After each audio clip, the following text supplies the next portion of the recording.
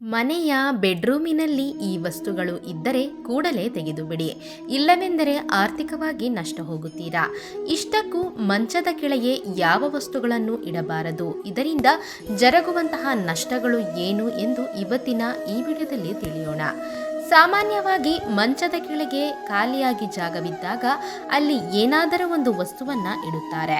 ಆ ಜಾಗವನ್ನು ಯಾಕೆ ಖಾಲಿ ಬಿಡಬೇಕು ಎಂದು ಏನೋ ಒಂದು ವಸ್ತುವನ್ನು ಇಡುತ್ತಾರೆ.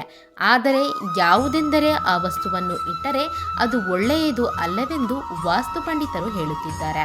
ವಾಸ್ತುಶಾಸ್ತ್ರದಲ್ಲಿ ಇಂತಹ ಅನೇಕ ವಿಚಾರಗಳನ್ನು ಹೇಳಿದ್ದಾರೆ. ವಾಸ್ತುಶಾಸ್ತ್ರ ನಿಯಮಗಳನ್ನು ಪಾಲಿಸುವುದರಿಂದ ಆರ್ಥಿಕ ಕಷ್ಟಗಳಿಂದ ಸಹ ಹೊರಗೆ ಬರಬಹುದು. ಮುಖ್ಯವಾಗಿ ಮನೆಯಲ್ಲಿ ಸುಖ, ಶಾಂತಿ, ನೆಮ್ಮದಿ, ಐಶ್ವರ್ಯ ಯಾವಾಗಲೂ ಇರಬೇಕು ಅಂದರೆ ಯಾವ ವಸ್ತುಗಳನ್ನು ಯಾವ ದಿಕ್ಕಿನಲ್ಲಿ ಇಡಬೇಕು ಮೇಲೆ ಪ್ರತ್ಯೇಕವಾಗಿ ಗಮನ ಹರಿಸಬೇಕು ಎಂದು ಇವತ್ತಿನ ಈ ವಿಡಿಯೋದಲ್ಲಿ ತಿಳಿಯೋಣ.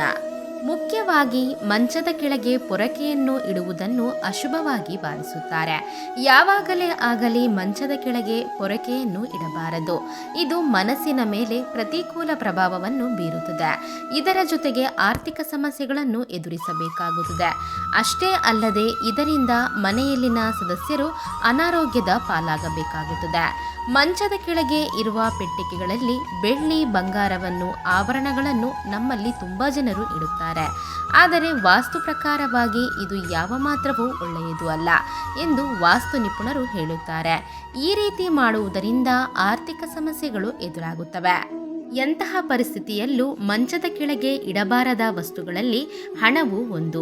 ಇನ್ನೂ ಕೆಲವರು ಹಣವನ್ನು ಮಂಚದ ಕೆಳಗೂ ಇಡುತ್ತಾರೆ. ಆದರೆ ಈ ರೀತಿ ಮಾಡುವುದರಿಂದ ಆರ್ಥಿಕ ನಷ್ಟಗಳು ಎದುರಾಗುವ ಅವಕಾಶ ಇರುತ್ತದೆ ಎಂದು ವಾಸ್ತು ನಿಪುಣರು ಹೇಳುತ್ತಾರೆ. ವಾಸ್ತುಶಾಸ್ತ್ರದ ಪ್ರಕಾರ ನಿಮ್ಮ ಮಂಚದ ಕೆಳಗೆ ತುಕ್ಕು ಹಿಡಿದ ಕಬ್ಬಿಣದ ವಸ್ತುಗಳು, ಪ್ಲಾಸ್ಟಿಕ್ ವಸ್ತುಗಳನ್ನು ಇಡಬಾರದು. ಇದರಿಂದ ಮನೆಯಲ್ಲಿ ವಾಸ್ತುದೋಷ ಉಂಟಾಗಿ ಆರ್ಥಿಕ ಸಮಸ್ಯೆಗಳು ಹೆಚ್ಚಾಗುವ ಅವಕಾಶ ಇರುತ್ತದೆ. ಹಾಗೇನೆ ಯಾವಾಗಲೇ ಆಗಲಿ ಮಂಚದ ಕೆಳಗೆ ಚಪ್ಪಲಿ, ಶೂಗಳನ್ನು ಇಡಬಾರದು. ಇದು ದರಿದ್ರ. ನೀವು ಹೊರಗಡೆ ಎಲ್ಲೆಂದರಲ್ಲಿ ತಿರುಗಾಡಿ ಬಂದು ಅವುಗಳನ್ನು ಹಾಗೆ ಮನೆಯೊಳಗೆ ತಂದು ಇಟ್ಟುಕೊಳ್ಳುವುದು ದರಿದ್ರ. ಇದರಿಂದ ಮನೆಯೊಳಗೆ ನೆಗೆಟಿವ್ ಎನರ್ಜಿ ಪ್ರವೇಶಿಸುವ ಅವಕಾಶ ಹೆಚ್ಚಾಗಿ ಇರುತ್ತದೆ. ಮಂಚದ ಕೆಳಗೆ ಎಲೆಕ್ಟ್ರಿಕ್ ವಸ್ತುಗಳನ್ನು ಇಡಬಾರದು. ಇದರಿಂದ ಮಾನಸಿಕ ಆರೋಗ್ಯ ಕೆಡುವ ಅವಕಾಶ ಇರುತ್ತದೆ. ಹಾಗೇನೆ ಆರೋಗ್ಯ ಸಮಸ್ಯೆಗಳು ಉಂಟಾಗುತ್ತವೆ. ಮಂಚದ ಕೆಳಗೆ ತುಂಬಾ ಜನರು ಪೆಟ್ಟಿಗೆಗಳನ್ನು ಇಡುತ್ತಾರೆ. ಆದರೆ ಎಂತಹ ಪರಿಸ್ಥಿತಿಯಲ್ಲೂ ಈ ಪೆಟ್ಟಿಗೆಯಲ್ಲಿ ದೇವರ ವಿಗ್ರಹಗಳು ಇಲ್ಲವೇ ದೇವರ ಫೋಟೋಗಳನ್ನು ಇಡಬಾರದು ಎಂದು ವಾಸ್ತುಶಾಸ್ತ್ರ ನಿಪುಣರು ಹೇಳುತ್ತಿದ್ದಾರೆ. ಹಾಗೇನೆ ಸತ್ತವರ ಹಿರಿಯರ ಫೋಟೋವನ್ನು ಕೂಡ ಮಂಚದ ಕೆಳಗೆ ಇಡಬಾರದು. ಆಕಸ್ಮಿಕವಾಗಿ ಇಟ್ಟರೆ ಆರ್ಥಿಕ ಸಮಸ್ಯೆಗಳು ಬರುತ್ತದೆ. ಇನ್ನೂ ಕೆಲವರು ಮಸಾಲೆ ಸಾಮಗ್ರಿಗಳನ್ನು ಬಳಸುವುದಿಲ್ಲವೆಂದು ಅವುಗಳನ್ನು ಮಂಚದ ಕೆಳಗೆ ಇಡುತ್ತಾರೆ. ಆದರೆ ಈ ರೀತಿ ಮಾಡುವುದು ಒಳ್ಳೆಯದು ಅಲ್ಲವೆಂದು ವಾಸ್ತುಶಾಸ್ತ್ರ ನಿಪುಣರು ಹೇಳುತ್ತಾರೆ. ಹೀಗೆ ಮಾಡುವುದರಿಂದ ವೈವಾಹಿಕ ಜೀವನದಲ್ಲಿ ಕಲಹಗಳು ಬರುತ್ತದೆ. ಆರ್ಥಿಕ ಪರಿಸ್ಥಿತಿಗಳು ಎದುರಾಗುತ್ತವೆ. ಮಂಚದ ಕೆಳಗೆ ಎಂತಹ ಪರಿಸ್ಥಿತಿಯಲ್ಲೂ ಇಡಬಾರದ ವಸ್ತುಗಳಲ್ಲಿ ಆಹಾರವನ್ನು ಇಡಬಾರದು. ಮಂಚದ ಕೆಳಗೆ ಆಹಾರಕ್ಕೆ ಸಂಬಂಧಿಸಿದ ವಸ್ತುಗಳನ್ನು ಇಟ್ಟರೆ ಕೆಟ್ಟ ಆಲೋಚನೆಗಳು ಬರುತ್ತವೆ. ಅಷ್ಟೇ ಅಲ್ಲದೆ ಮಂಚದ ಮೇಲೆ ಮಲಗುವವರ ಆಲೋಚನೆಗಳು ಕೂಡ ಒಳ್ಳೆಯ ರೀತಿಯಲ್ಲಿ ಇರುವುದಿಲ್ಲ. ಹಾಗಾಗಿ ತಿನ್ನುವಂತಹ ಆಹಾರ ಪದಾರ್ಥಗಳನ್ನು ಮಂಚದ ಕೆಳಗೆ ಇಡಬಾರದು. ಬೆಡ್ರೂಮಿನಲ್ಲಿ ನಮಗೆ ಇಷ್ಟವಾಗುವ ರೀತಿ ವಸ್ತುಗಳನ್ನು ಇಡುವ ಕ್ರಮದಲ್ಲಿ ಕೆಲವು ತಪ್ಪುಗಳನ್ನು ಮಾಡುತ್ತೇವೆ.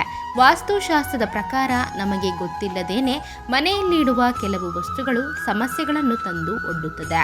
ಮುಖ್ಯವಾಗಿ ಮಲಗುವಂತಹ ಬೆಡ್ರೂಮಿನಲ್ಲಿ ಕೆಲವು ವಸ್ತುಗಳನ್ನು ಇಡಬಾರದು. ಇದು ದಂಪತಿಗಳ ಮಧ್ಯ ಅಪಾರ್ಥಗಳನ್ನು ಉಂಟು ಮಾಡುತ್ತದೆ. ಧನ್ಯವಾದ ಸ್ನೇಹಿತರೆ. ಈ ಮಾಹಿತಿ ನಿಮಗೆ ಇಷ್ಟವಾಗಿದ್ದಲ್ಲಿ ಮತ್ತಷ್ಟು ಇಂತಹ ಉಪಯುಕ್ತ ಮಾಹಿತಿಗಾಗಿ ನಮ್ಮ ಚಾನಲನ್ನು ಸಬ್ಸ್ಕ್ರೈಬ್ ಮಾಡಿಕೊಂಡು ಹಾಗೆ ವಿಡಿಯೋಗೊಂದು ಲೈಕ್ ಮಾಡಿ. ಜೊತೆಗೆ ಮತ್ತಷ್ಟು ಇಂತಹ ಉಪಯುಕ್ತ ಮಾಹಿತಿಗಾಗಿ ಫೇಸ್ಬುಕ್ನಲ್ಲಿ ನಮ್ಮ ಪೇಜನ್ನು ಫಾಲೋ ಮಾಡೋದನ್ನು ಮರಿಬೇಡಿ. So thanks for watching our videos.